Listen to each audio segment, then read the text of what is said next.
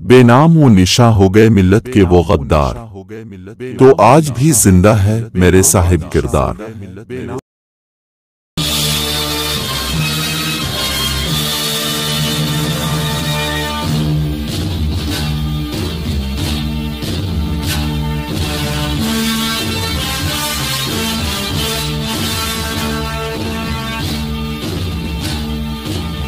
अब तक नवाब देवता की जय हो। जब नारों का शोर खत्म हो गया तो नवाब हैदर अली की तरफ से मंदिर के नए पुजारी का ऐलान किया गया। यह एक 40 साला ब्राह्मण पंडित मोहनदास था। हैदर अली ने 2 माह की तहकीक व जुस्तजू के बाद मोहनदास का इंतखाब किया था। मोहनदास एक इंतहाई गरीब घराने से ताल्लुक रखता था। अब आगे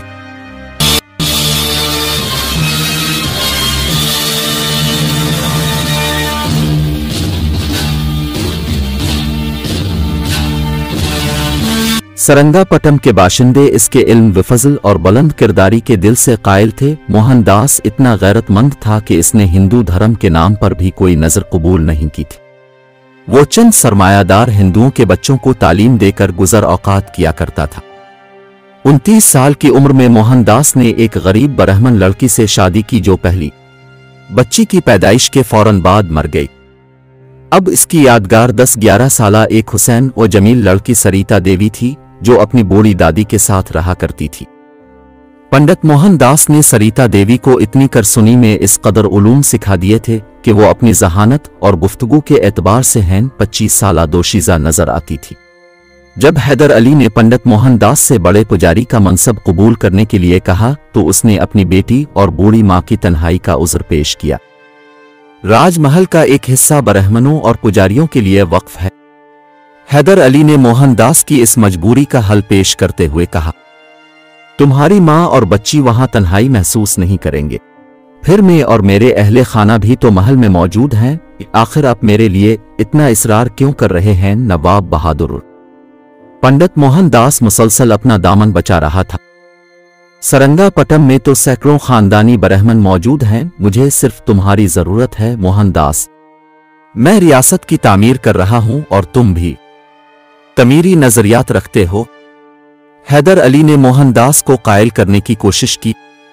जब मोहनदास नहीं माना तो हैदर अली ने आखिरी हरबा इस्तेमाल करते हुए कहा, तुम नहीं आओगे तो फिर कोई दूसरा सवामी भी रोमल आ जाएगा। फिर कुछ लुटेरे गिर वो लिबास पहनकर मंदिरों में पनाह ढूंढेंगे। फिर कौम की बेटियों को देवदासी बनाकर हवस की भींत चढ़ाया जाएगा। आखिर मोहनदास ने सर झुका दिया। फिर खुद श्री रंगनाथ के मंदिर में चला गया और अपनी बेटी सरिता और बूढ़ी मां को राजमहल भेज दिया। हैदर अली और उसके अहले खाना सरिता देवी का बहुत ख्याल रखते थे। इस मोहब्बत के नतीजे में सरिता देवी भी खुद को नवाब खानदान का एक फर्द समझने लगी थी। इसे टीपू सुल्तान बहुत पसंद था। वो टीपू को प्यार से कुंवर कहकर पुकारा करती थी। टीपू फितरतना शर्मीला लड़का था, इसलिए सरिता देवी से दावर रहने की कोशिश करता था। सरिता सुबह सवेरे पूजा पाठ के लिए मंदिर चली जाती। कई घंटे तक अपने बाप मोहनदास से मजहब, नुजूम और दस्त शनासी की तालीम हासिल करती और फिर वापस आकर टीपू का इंतजार करने लगती। मगर टीपू को इतनी फुर्सत कहाँ थी कि वो सरिता की तरफ पलट कर देखता। हैदर अली ने इसका निज़ाम अलौकात इस तरह मुकर्रर किया था कि पहले वो सैयद साहिब से दर्स लेता, फिर फौजी छौनी पहुंचकर जंगी तरबियत हासिल करता और शाम के वक्त महल वापस आता। इशा की नमाज पढ़कर मुताले हुमा मसरूफ रहता।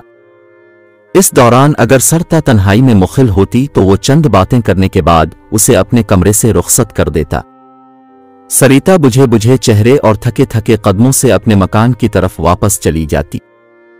इसी तरह 2 साल गुजर गए। अब सरिता देवी 13 साल की एक बाशऊर लड़की थी जिसे देवी देवताओं के बेहिजाब मुजस्समों ने वक्त से पहले जवान कर दिया था और वो आहिस्ता आहिस्ता टीपू सुल्तान के इश्क में गिरफ्तार होती जा रही थी। हैदर अली ने सरिता की निगाहों का बदला हुआ जाविया देखा तो चौंक उठा। वाली मैसूर को यूं लगा जैसे किले की मजबूत दीवार कांप रही है और खौफनाक आंधी में इसके तख्त व ताज अलिफाड़ी जा रहे हैं। हैदर अली ने एक लम्हा ज़ाय किए बगैर फातिमा बेगम को तमाम सूरत हाल से आगाह करते हुए कहा, मुझे इस खूबसूरत लड़की के इरादे बहुत खतरनाक नजर आते हैं। मैंने तो कभी ऐसी कोई बात महसूस नहीं की। टीपू सुल्तान की वालिदा फातिमा बेगम ने हैरत ज़दा लहजे में कहा, मुझे आपकी इस बेखबरी पर ताज्जुब है और अफसोस भी। हैदर अली की आवाज से हल्की सी तलखी नुमाया थी। आप दिन भर महल में रहती हैं मगर भी सरिता के चेहरे के तासुरात का जायजा लेने की कोशिश नहीं की कि वो टीपू को कैसी अजीब नजरों से देखती है। मैं सरिता के इस अमल को बचपन की रफाकत और उनसे ज्यादा कोई दूसरा नाम देने के लिए तैयार नहीं। फातिमा बेगम पंडित मोहनदास की बेटी की परजोर वकालत कर रही थीं। वो बहन भाइयों की मोहब्बत को तरसी हुई एक गमज़दा लड़की है और सरिता की यही महरूमी उसे टीपू के करीब ले आई है। अब हमें उसकी बेतकल्लुफन्ना आमद और रफ्त पर पाबंदी आयद करनी होगी। हैदर अली ने कुछ सोचते हुए कहा, नवाब बहादुर, ये आप फरमा रहे हैं? फातिमा लीजे से शदीद हैरत नुमाया थी। पंडित मोहनदास अभी के इसरार पर अपनी बेटी और मां को अपने महल में छोड़ गया था। अब आप इससे किस तरह कहेंगे कि वो सरिता को यहां से कहीं और ले जाए? मोहनदास एक गैरतमंद शख्स है, वो यकीनन अपनी बेटी को किसी दूसरी जगह मुंतकिल कर देगा, मगर वाली मैसूर के इस फैसले का सबब जरूर पूछेगा। फिर क्या आप उसे ये बताएंगे कि सरिता टीपू से मोहब्बत करने लगी है और उसका बेपनाह हसन वली अहद सल्तनत के लिए खतरनाक सूरत हाल पैदा कर रहा है? ये तो इस शख्स की बड़ी तहकीर जोगी, जिसने अब पर एतबार करके पुजारी का मनसब कबूल किया और फिर अब ही को अपनी इज्जत व नामूस का निगहबान ठहराया। फातिमा बेगम के सवालात बड़े अजीब थे। हैदर अली से फौरी तौर पर कोई जवाब ना बन सका तो वो गहरी सोच में डूब गया। फिर बहुत देर बाद आहिस्ता लहजे में कहने लगा, कुछ भी हो, हमें बहरहाल इस तूफान की मौजूदगी को महसूस करना होगा। अभी ज़ेर आब मचलने वाली मौजों ने शिद्दत इख्तियार नहीं की। अगर ये मौजें समंदर की सतह पर उभर आएं तो बड़ी तबाही होगी, जिसका आप अंदाजा भी नहीं कर सकती। सादा लो फातिमा बेगम एक बार फिर हैरत ज़दा नजरों से हैदर अली की तरफ देखने लगे। वो अब भी शौहर की इस बात का मफहूम समझने से कासिर थीं कि एक मासूम दोशीज़ा किस तरह उनके बेटे की जिंदगी में तूफान अलिफाटे सकती है। अब फी अल वक्त सरिता को टीपू से दूर रखने की कोशिश कीजिए। वाली मैसूर ने अपनी शरीक हयात को पहली एहतियाती तदबीर इख्तियार करने का हुक्म देते हुए कहा, मुसलसल निगरानी करती रहें कि वो लड़की तन्हाई में वली अहद सल्तनत के करीब ना होने पाए। फातिमा बेगम खामोश बैठी रही। बज़ाहिर उन्होंने शौहर के हुक्म के आगे सर झुका दिया था, मगर दिल से इस लड़की पर शुबा करने के लिए आमादा नहीं थी, जिसे वो अपनी बेटी की तरह चाहने लगी थी। हैदर अली ने मुतवक्के तूफान को रोकने के लिए सिर्फ इसी एक तदबीर पर इक्तिफा नहीं किया था। वाली मैसूर ने दूसरे दिन ही टीपू सुल्तान को फौजी छावनी के मखसूस कमरे में तलब कर लिया। जान पिदर, अब तुम 12 साल के हो गए हो, हैदर अली ने टीपू सुल्तान को मुखातिब करते हुए कहा, जो उसके सामने बाअदब खड़ा था। क्या तुम्हें अपनी जिम्मेदारियों का एहसास है?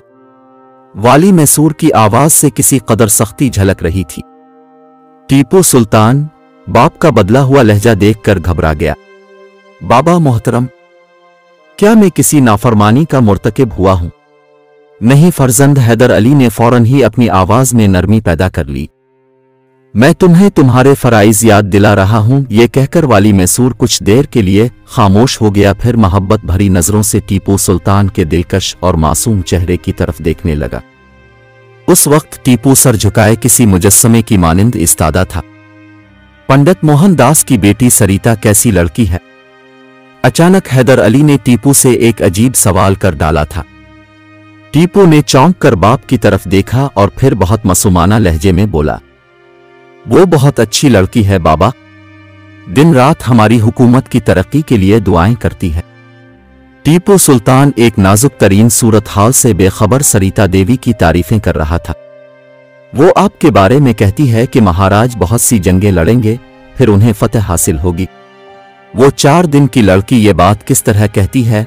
वाली मैसूर ने हैरान होकर कहा, कामयाबी किसे कहते हैं और जंग क्या होती है, इसे क्या मालूम? बाबा, वो सितारों का इल्म जानती है। टीपू सुल्तान हर चीज से बेनियाज इस लड़की की बातें कर रहा था। हैदर अली ने एक खौफनाक तूफान से शबा दी थी।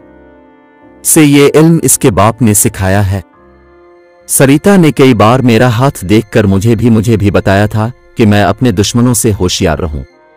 हैदर अली टीपू की बातें सुनकर सन्नाटे में आ गया।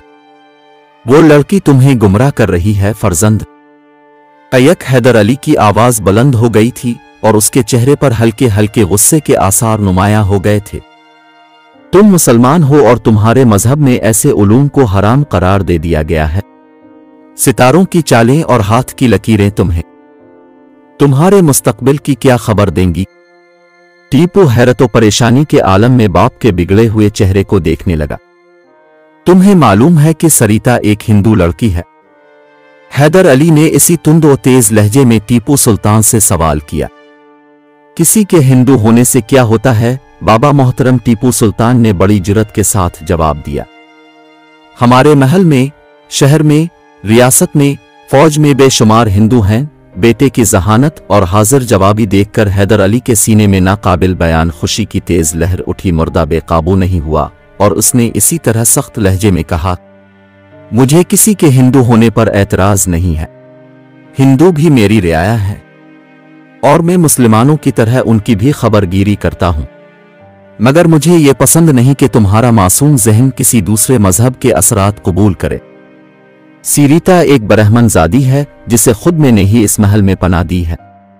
बचपन की बात और थी, मगर अब मैं ये पसंद नहीं करूंगा कि वो हर वक्त तुम्हारे करीब रहे। टीपू सुल्तान ने पूरी सादतमंदी के साथ बाप का हुक्म सुना, मगर वो सरिता की कुर्बत में पोशीदा खतरात का इदराक ना कर सका। मेरे महबूब बेटे, जोश जज्बात में हैदर अली कुर्सी से उठ खड़ा हुआ और टीपू के करीब पहुंचकर बड़ी शफकत से इसके कांधे पर हाथ रख दिया। अगर हमारा वीडियो आपको पसंद आया है तो आप हमारे चैनल को सब्सक्राइब कीजिए और बेल का आइकन को दबाइए। हमारा वीडियो आप तक जल्द से जल्द पहुंचे।